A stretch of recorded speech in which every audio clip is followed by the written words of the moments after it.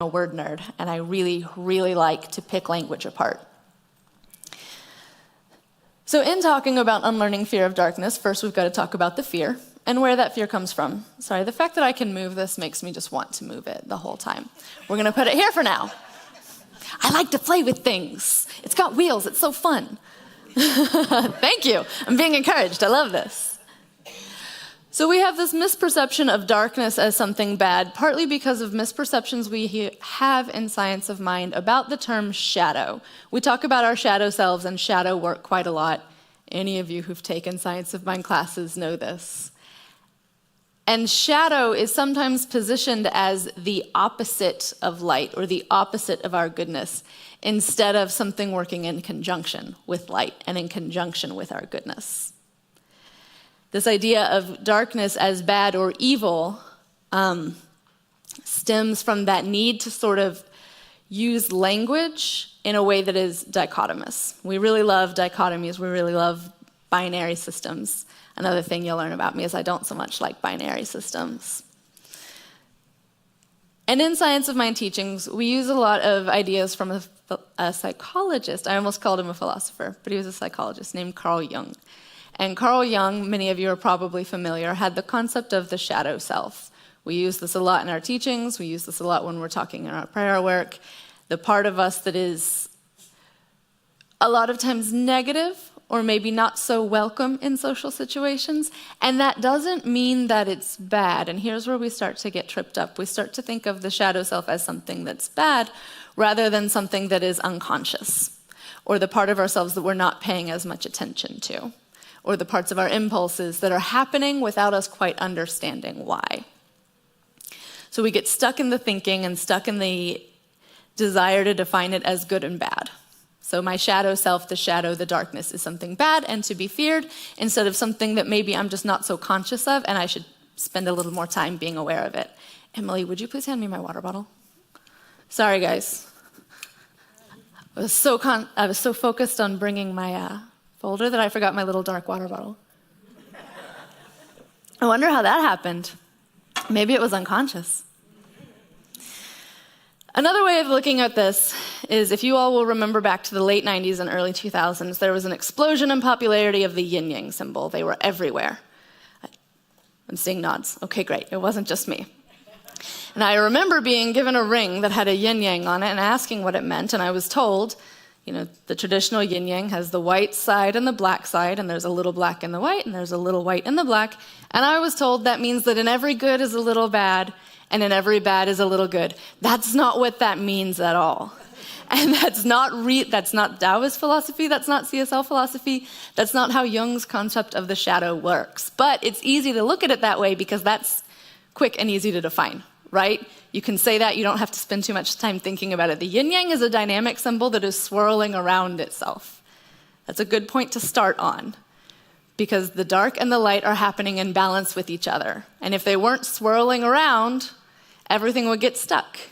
There would be no motion, there would be no creativity. The formative parts of life, the expressive parts of spirit, wouldn't pour themselves out the way that they do to show up here as Amy, and as all of you, and as this great podium with its fabulous wheels.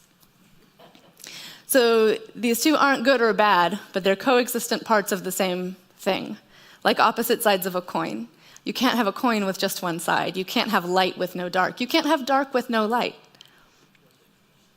Another really important point that we're going to talk about just for a moment is how language shapes our implicit biases without us even noticing them. You may be familiar with the term implicit bias. It's been in the news a lot the last few years. According to the APA, I love words, the definition of an implicit bias is also known as an implicit prejudice or implicit attitude. An implicit bias is a negative attitude of which one is not consciously aware against a specific social group. Does that sound familiar? Something of which one is not consciously aware. But if we spend a lot of time trying to negate the darkness and saying that darkness is bad, what are we accidentally saying about people whose skin is darker than ours? Or countries that seem darker than ours? Or rooms that are darker than what we're used to? Or any of these things, we're saying darkness is bad, and this very quickly becomes implicit bias, implicit racism, and implicit colorism. In Science of Mind, we know how important it is to be careful with our words, and we need to pay attention to how important it is to be careful not to position darkness as evil. Darkness isn't evil, darkness isn't bad, darkness isn't something to fight or root out. Darkness is a fundamental part of reality, just like light is. We can't have either one without the other. Oh, thank you. I have several more points to get to, but thank you so much. When I was thinking about this week as I was preparing my talk, I remembered my 7th grade language, arts, and history teacher named Mrs. Fields. I don't know her first name. It must have been Mrs. She was a wonderful teacher. The middle school that I went to, we had 2 teachers who sort of co-taught, but each had different subjects. She taught language, arts, and history, and she gave us a poem as an assignment one week, I guess. And I think that we were learning about metaphors, so we were supposed to write this really long poem with a lot of metaphors. And I don't remember my poem. I remember that I talked about cookies in it. Otherwise, I don't remember my poem. But the next week, after we turned them in, Mrs. Fields got up to speak to the class, and she said, "I finished grading all of your poems. They were so wonderful that I read them to my mother." And Mrs. Fields was Black, as was her mother. She said, "They were so great, I wanted to share them with my mom. She used to be a teacher too, and I thought she'd like them." And what my mother pointed out was that every single one of you called darkness bad. Every one of you, when you were using metaphors and similes to talk about something bad, scary, evil, or wicked, called it black or called it dark. So her mother wrote us a 2-page poem about the wonder of darkness, about the deep, beautiful, velvety night where we can sleep, about delicious, wonderful chocolate cake, because we're 7th graders. And I remember thinking then, like, oh, I never thought about it like that, because I'm used to thinking of dark as something bad. But dark isn't something bad. And I was probably, I don't know, how old are you in 7th grade? 12? Let's say I was 12 at the time. And that was one of the first times that I started to realize that sometimes when I say one thing, I might be saying something else on accident. So by saying that darkness is bad, I'm accidentally associating anything not light or not pale with badness. This is an important lesson to learn. I remember it 20 years later. When we deny darkness, we also deny space for creativity. Take a deep breath with me here. I know that some of us in Science of Mind do not like the Bible. We're going to quote the Bible. You're going to be okay.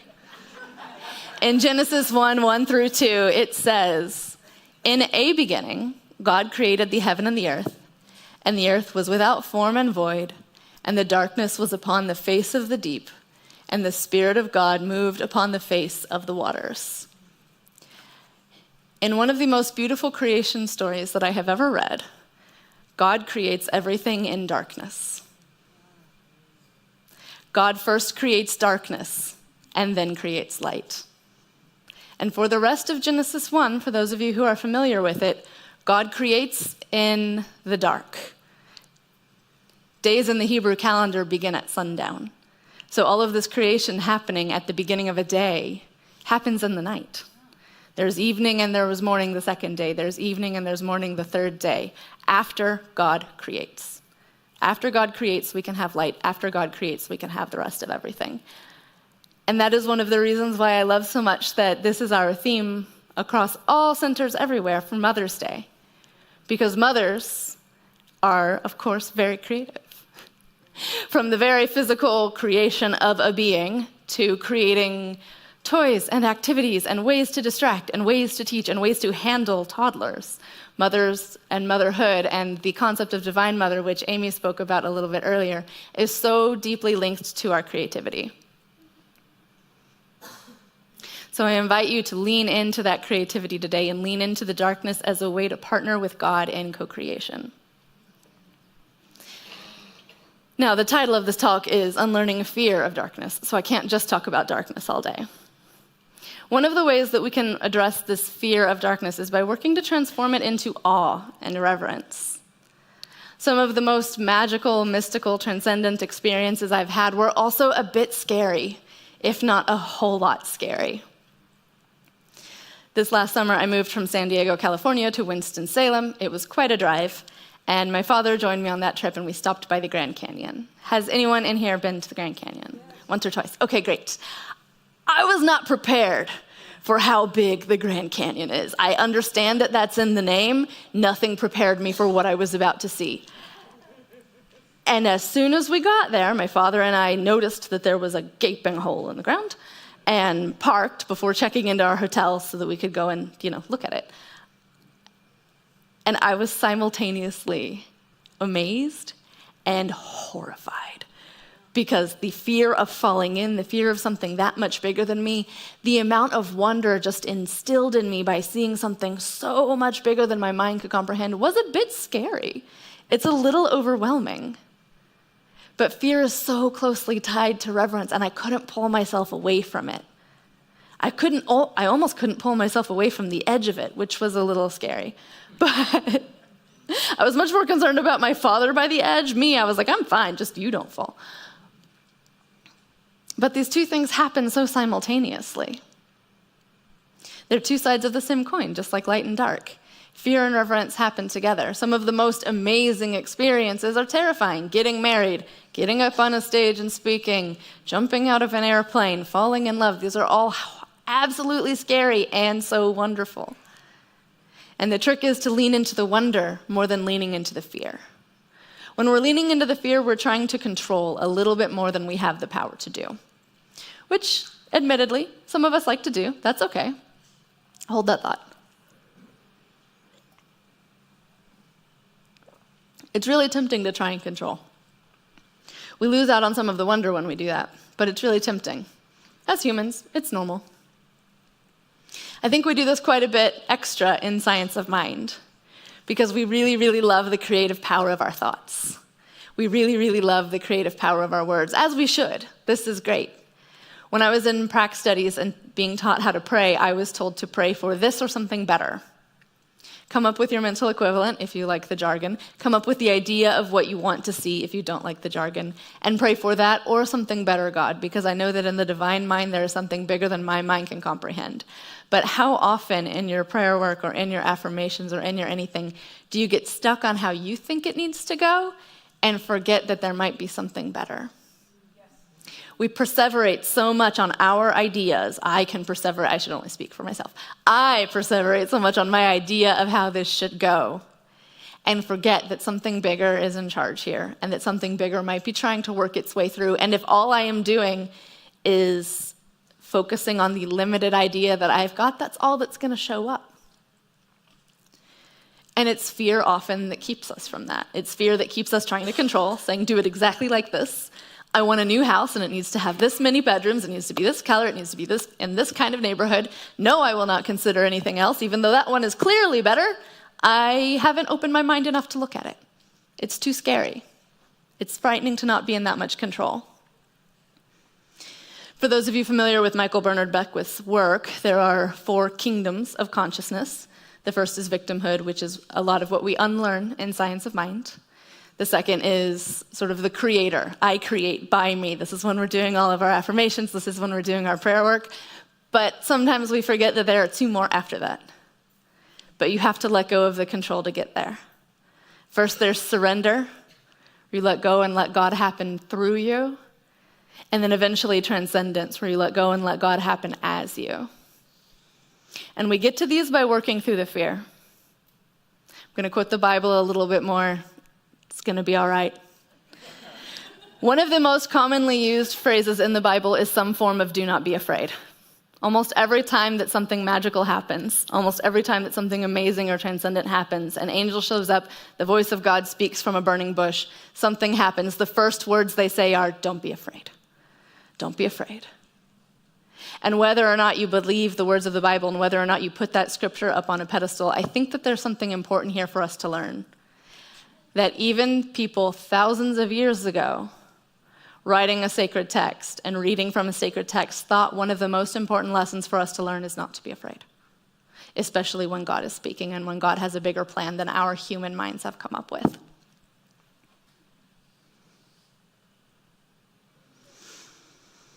One more deep breath. So to move away from being afraid of the dark, we first have to get comfortable with the dark. Learn to surrender to the dark. Learn to be okay with not knowing exactly what's happening because something bigger is happening and I trust it. We start to find safety in the darkness. So much so like a baby finding safety in a womb, right? It's probably dark in there. I don't think there's a light switch in there. It's dark and it's warm and thank you for laughing. Somebody's awake, great. It's dark and it's comfortable and all of those needs are met. Everything that an unborn baby needs in its parent's body is being met right there in the darkness. All it has to do is relax and surrender and receive everything. And then what happens when it's born? They scream and cry. Because, for one, it's good. But two, it's overwhelming. It's bright, it's loud. There are probably a few people around. All of these brand new experiences are happening in the light that can be kind of terrifying and overstimulating. So if we learn to love the darkness, that doesn't mean we have to now dislike light and find it overstimulating, but we can find that both of these have their place in life, and both of these have their lessons to offer. The darkness offers us space to meet God. The darkness offers us space to meet ourselves and feel God happening through us. Rebecca Solnit in A Field Guide to Getting Lost says, "Leave the door open for the unknown, the door into the dark. That's where the most important things come from, where you yourself come from, and where you will go." In the darkness is where we learn to meet ourselves. Most of us in this room probably meditate at least every now and again. And most of us in this room have probably had a similar experience, especially when first learning to meditate, that it's really hard to be quiet in there. And it's really hard to sit in myself for several minutes at a time. And over time, it gets easier. And over time, we learn that what we're meeting is ourselves and God all at once.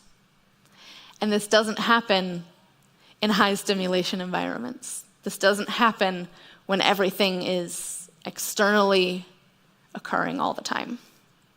Light and dark are two sides of the same coin. Light is outward life. Dark is inward life. In the Declaration of Principles for Science of Mind, Ernest Holmes states, "We believe in the unity of all life and that the highest God and the innermost God is one God." So we come to meet this innermost God in the absence of external stimuli and distraction. How many of us have that friend, or maybe have been this person themselves, who keeps the calendar too full to ever find time for yourself, to ever find time to have to be alone with the thoughts happening inside of their minds? I have certainly never done this, not once. Glad to know I'm among friends. I'm in the room I need to be in. But darkness gives us that space, and not even darkness like, if we were to turn off the lights, it'd be dark in here. But the darkness, the stillness, the receding from the outside world and turning within gives us space, gives us the opportunity to create, gives us the opportunity to listen instead of just doing. There's a lot of outward motion in the world these days. There probably always has been. There's a lot of outward motion in science of mind, and that's a wonderful thing. And the ways that you show up in the world are wonderful. And we must show up for ourselves too. But it can be scary, right? It can be scary to sit there and listen to my own thoughts. It can be scary to sit with the quiet. It can be scary to sit with what I don't know is going to happen.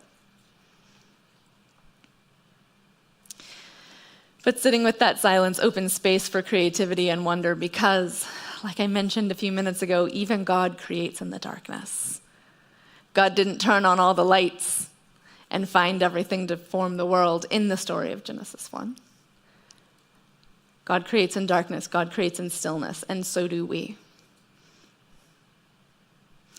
So I'll invite you to join me in prayer. There is one power and one presence, one truth behind all things, which operates in unknowable and uncontrollable ways. And how good it is to move within this darkness, ever unfolding as creation, safe and supported and provided with all that we could need. How good it is in this darkness to be open to the experience of love, wonder, community, transcendence. How good it is in stillness and quiet to remember that I am created of the One, that we are each created of the One, bending and stretching and folding and unfolding as each of us, compressing right into this moment. And in this moment, how good it is to feel fear transform into wonder, to feel control melt into curiosity, to trust the infinite goodness and infinite comfort of the deep, dark stillness of God holding us now and always. How good it is to feel the blackness of infinity stretching beyond all limitation and infinitely expressing and creating itself. How good it is to feel the fullness of potential, of inspiration, of wonder in the still and dark. And with deep gratitude for this, with deep gratitude for stillness, for darkness, for comfort, for security, for inspiration, for room to move and breathe, I simply let it be. And so it is.